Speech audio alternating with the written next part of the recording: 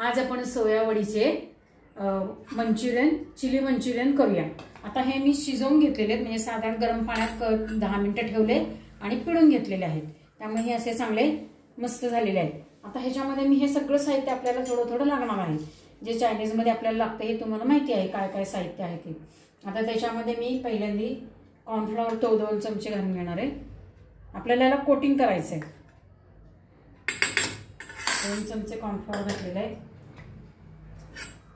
थोडासा chilli sauce घालणार आहे, त्याच्यात थोडासा रेड चिली सॉस घालणार आहे आणि थोडासा सोया सॉस घालायचा आहे आणि थोडंसं मीठ घालायचं, कारण शिजवताना आपण मीठ थोडं घातलेलं आहे, बाकीच्या याच्यात पण मीठ येणार आहे सगळं थोडं थोडं। आता हे सगळं कोटिंग करून घ्यायचं आहे आणि मिक्स करून घेतलेलं आहे। ते आता तळून घेऊया।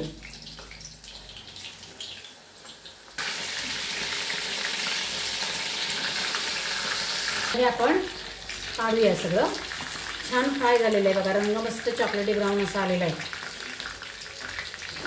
तेल आपलं गरम झालेलं आहे, कोमट गॅस कमी करायचा आणि आता त्याच्यामध्ये पहिली ढोबळी मिरची टाकून घ्यायची, नंतर मोठा असा कांदा चिरलेला आहे तो पण घ्यायचा आहे घालून, आणि टोमॅटो आपल्याला हे शिजवायचं नाही आहे, त्याचं खुसखुशीतच ठेवायचं आहे,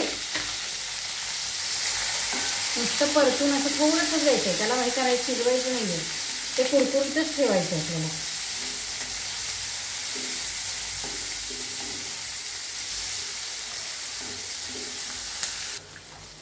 थोडासा कांदा असा वेगळा दिसतोय, टोमॅटो ढोबळी मिरची।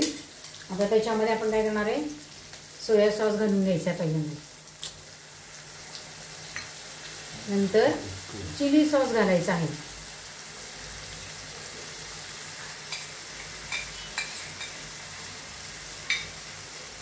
यानंतर रेड चिली सॉस घालते। टोमॅटो सॉस हवा असला तरी घालू शकता तुम्ही, फक्त त्याने जरा गोडवा येतो, त्यामुळे ते छान लागतं, पण कारण हे बाकीचे सगळे सॉस टोमॅटो असतात म्हणजे आंबट लागतात। आता ह्याच्यातच आलं लसणाची पेस्ट घालून घ्यायची,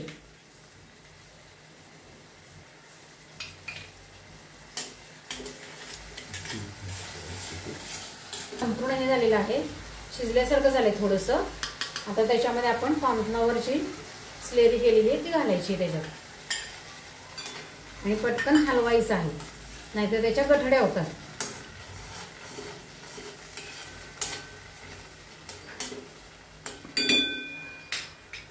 आता त्याच्यामध्ये थोडंसं तांबडं तिखट घालणार आहे मी,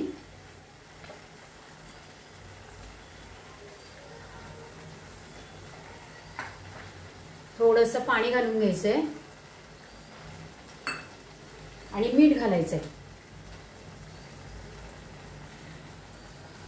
3-1 आता याच्यामध्ये आपण जे तळलेले सोयाची वडी ते घालून घ्यायची, बघा किती छान झाली, मस्त सुगंध पण आलेला आहे त्याचा।